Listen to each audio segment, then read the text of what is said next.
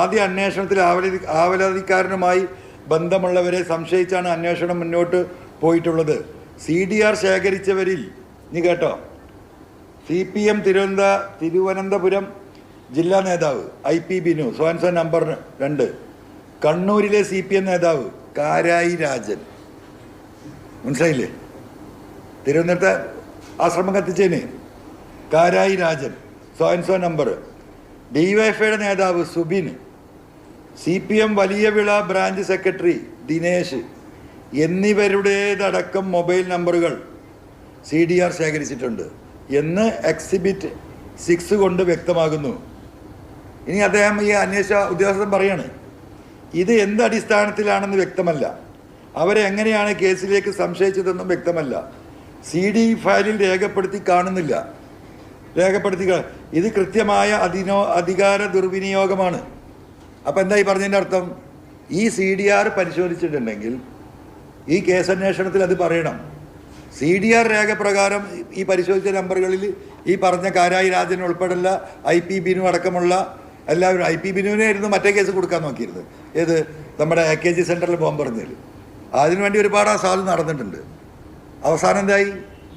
ഒളിച്ചു വെച്ചിട്ടും സത്യം പുറത്തു വന്നു. ആരാണ് കത്തിച്ചത്? അതുവരെ ആരായിരുന്നു? CPMമാർ കത്തിച്ചു. പേരെടുക്കാൻ ഈ ഒരു കള്ളക്കേസ് ഉണ്ടാക്കാൻ വേണ്ടി, ജനശ്രദ്ധ തിരിച്ചുവിടാൻ വേണ്ടി ആ ശ്രീമതി ടീച്ചർ ഒക്കെ ആ സമയത്ത് അവർ ആ സ്റ്റേറ്റ്മെൻറ്റ് പറഞ്ഞിരുന്നു. ബഹളം കേട്ട് ശബ്ദം കേട്ട് ഞെട്ടിപ്പോയി. എന്തൊക്കെ ട്രോളായിരുന്നു അവരൊക്കെ പേരിലുണ്ടായിരുന്നത്. മനുഷ്യന് പുറത്തിറങ്ങാൻ പറ്റാത്ത കോലത്തിലായി. ആ ബിനുവിൻ്റെ നമ്പറാണ് വീണ്ടും എടുത്തിട്ടുള്ളത്. അപ്പം എങ്ങോട്ടേക്കാണ് ഈ RSS ഈ കേസ് കൊണ്ടുപോയിട്ടുള്ളത്? എത്രത്തോളമാണ് ഈ പാർട്ടിയെ പ്രതിരോധത്തിലാക്കാൻ RSSൻ്റെ അകത്ത്, പോലീസിൻ്റെ അകത്ത് RSS പ്രവർത്തിക്കുന്നു എന്നതിൻ്റെ എന്താ പറയുക, ജീവിക്കുന്ന തെളിവാണ്. അങ്ങനെ എക്സിബിറ്റ് C കൊണ്ട് വ്യക്തമാക്കുന്നു. ഇത് എന്ത് അടിസ്ഥാനത്തിലാണെന്ന് വ്യക്തമല്ല. എന്തിനാണ് ഇവരുടെ CDR എടുത്തത്, എങ്ങനെയാണ് കേസിലേക്ക് സംശയിച്ചതെന്നും CDയിൽ ഫയലിൽ രേഖപ്പെടുത്തി കാണുന്നില്ല. ഇത് കൃത്യമായ അധികാര ദുർവിനിയോഗമാണ്. അധികാര ദുർവിനിയോഗം. കേസ് അന്വേഷണത്തിൻ്റെ മറവിൽ മറ്റു ഫോൺ നമ്പറുകൾ CDR യാതൊരു ന്യായീകരണവും മാനദണ്ഡവുമില്ലാതെ ഏറ്റെടുക്കുന്നത് തികച്ചും നിയമവിരുദ്ധമാണ്. ഇത് അന്വേഷിച്ച ക്രൈംബ്രാഞ്ച് DYSP ഹയർ അതോറിറ്റി കൊടുത്ത പോലീസ് റിപ്പോർട്ടാണിത്.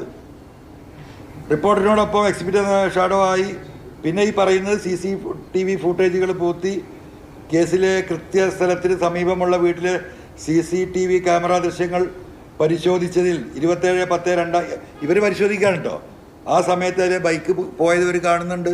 ഈ ഭാഗം മേഖലകളൊന്നും പരിശോധിച്ചിട്ടില്ല. പിന്നെ അതിൻ്റെ കാര്യങ്ങളാണ് പറഞ്ഞത്, CCTVയുമായി ബന്ധപ്പെട്ടിട്ടില്ല.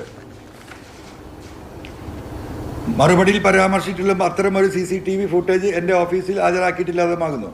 മുൻ അന്വേഷണ ഉദ്യോഗസ്ഥനായിരുന്ന cantonment police assistant commissioner Dinaraj VSൽ നിന്നും ഉണ്ടായ മേൽപ്പറഞ്ഞ വീഴ്ചകൾ ഗൗരവ സ്വഭാവമുള്ളതിനാൽ മേലുദ്യോഗസ്ഥരുടെയും കേസിൻ്റെ അന്വേഷണവുമായി ബന്ധപ്പെട്ട് നിയോഗിച്ചിരുന്ന തിരുവനന്തപുരം സിറ്റി ഷാഡോ ടീം അംഗങ്ങളായ സോയൻസോ GSI പോലീസ് ഉദ്യോഗസ്ഥരുടെയും അജിത്ത് എന്ന ഉദ്യോഗസ്ഥർക്കെതിരെയും നടപടി സ്വീകരിക്കുന്നതിനായി റിപ്പോർട്ട് സമർപ്പിക്കുന്നു. അവർക്കെതിരെ നടപടി സ്വീകരിച്ച് സസ്പെൻഡ് ചെയ്യണം, അല്ലെങ്കിൽ ഈ ഡിസ്മിസ് ചെയ്യണം എന്നതാണ് ഇതിൻ്റെ ഒരു ഹയർ അതോറിറ്റി നോക്കിയത് കാണുക. എന്നിട്ട് ഉള്ളടക്കം ചെയ്യുന്നത്, ഒന്ന് പൂജപ്പുര പോലീസ് സ്റ്റേഷനിലെ മെറ്റൽ റൈറ്ററായിരുന്ന SIG സുജിത് കുമാർ Kയുടെ മൊഴി പകർപ്പ്. അപ്പോൾ ഇതിൽ കൊടുത്ത ഡോക്യുമെൻറ്റ്സ് എന്തൊക്കെയാണ് എന്നുള്ള പകർപ്പാണ് ഇതിലുള്ളത്. അപ്പോൾ ഇതാണ് സ്ഥിതിവിശേഷം. ഇനി ഇതിനോടനുബന്ധിച്ചിട്ട് ബഹുമാനപ്പെട്ട സ്വാമിയുടെ ഒരു ഫേസ്ബുക്ക് പോസ്റ്റ് അത് ഞാൻ നിങ്ങൾക്ക് നൽകുന്നുണ്ട്. ആ സമയത്ത് അദ്ദേഹം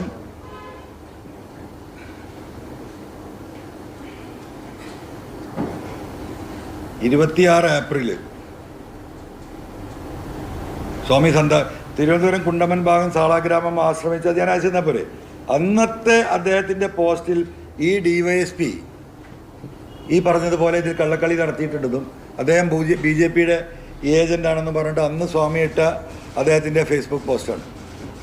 ഇതാണ് കേരളത്തിലെ പോലീസിൻ്റെ ഇടയിൽ ഈ പറഞ്ഞ ക്രിമിനൽ സംഘത്തെയും ആ ക്രിമിനൽ സംഘത്തോടൊപ്പം ഈ ഗവൺമെൻറ്റിനെ ഏതെല്ലാം നിലയിൽ പ്രതിസന്ധിയിൽ ഈ പാർട്ടിയെ പ്രതിസന്ധിയിലാക്കാൻ കഴിയുമോ അതിന് മുഴുവൻ നേതൃത്വം നൽകിയ ADGP അജിത് കുമാറിനോടൊപ്പം നിൽക്കുന്ന ഒരു വലിയ സംഘം ഇവിടെയുണ്ട് എന്ന് ഞാൻ ആവർത്തിച്ച് പറയുന്നത്.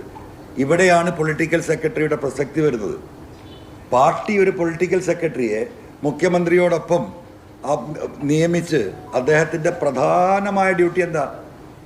ഇത്തരം കാര്യങ്ങൾ കൃത്യമായി പരിശോധിക്കുകയും പഠിക്കുകയും പാർട്ടിക്ക് റിപ്പോർട്ട് ചെയ്യുകയും ഗവൺമെൻറ് റിപ്പോർട്ട് ചെയ്യുകയും തെറ്റായ നിലപാടെടുക്കുന്ന ഉദ്യോഗസ്ഥന്മാർക്കെതിരെ കർശന നടപടികളെടുക്കുകയും കള്ളക്കേസിൽ കൊടുക്കുന്ന അതിൻ്റെ അനീതി പോലീസിൻ്റെ ഭാഗത്തുനിന്നുണ്ടെങ്കിൽ അത് റെക്ടിഫൈ ചെയ്യുകയും നല്ല ഓഫീസർമാരെ അവർക്ക് വേണ്ട പ്രോത്സാഹനം നൽകി കുറ്റമറ്റ രീതിയിൽ പോലീസ് സംവിധാനത്തെ നിലനിർത്തി കൊണ്ടുപോയി ഗവൺമെൻറ്റിനും ജനങ്ങൾക്കും ആശ്വാസം നൽകുന്ന ഒരു സംവിധാനമായി കേരളത്തിൻ്റെ പോലീസിനെ നിലനിർത്താൻ പാർട്ടി ഉത്തരവാദിത്തപ്പെടുത്തിയ പാർട്ടിയുടെ പൊളിറ്റിക്കൽ സെക്രട്ടറി അദ്ദേഹം ആ ഉത്തരവാദിത്തം നിർവഹിച്ചിട്ടില്ല. ഇങ്ങനെ റിപ്പോർട്ട് കിട്ടിയിട്ട് എന്തുകൊണ്ട് പൊളിറ്റിക്കൽ സെക്രട്ടറി കണ്ടില്ല? ഇൻ്റലിജൻസ് RSS നേതാവിനെ ഈ പറയുന്ന ADGP അജിത് കുമാർ കണ്ടിട്ടുണ്ടെന്ന് മാസങ്ങൾക്ക് മുമ്പ് റിപ്പോർട്ട് ചെയ്തപ്പോൾ എന്തുകൊണ്ട് പൊളിറ്റിക്കൽ സെക്രട്ടറി അത് കണ്ടില്ല? പിന്നെ എന്ത് ഉത്തരവാദിത്തം? അദ്ദേഹത്തിൻ്റെ ഉത്തരവാദിത്തമില്ലായ്മ അത് ഈ പാർട്ടിയെയും ഈ ജനങ്ങളെയും എത്രത്തോളം ബാധിക്കുന്നു. ആ ഉത്തരവാദിത്തത്തിൽ നിന്ന് അദ്ദേഹത്തിന് ഒഴിഞ്ഞു മാറാൻ കഴിയില്ല എന്നത് തന്നെയാണ് എൻ്റെ പരാതി. അതിനെ ഈ പറയുന്ന രീതിയിൽ സപ്പോർട്ട് ചെയ്യുന്ന ഡോക്യുമെൻ്റ്സ് ആണ്. കേരളം കണ്ട ഏറ്റവും വലിയ സമരമായിരുന്നു കമ്മ്യൂണിസ്റ്റ് പാർട്ടി നടത്തിയത് സോളാർ കേസ്. ആ കേസ് അട്ടിമറിച്ചതിൻ്റെ കാര്യങ്ങൾ വിശദമായി ഇവിടെ ചർച്ച ചെയ്യപ്പെട്ടതാണ്. അതിൻ്റെ പിന്നിലും ഈ അജിത് കുമാറാണ്.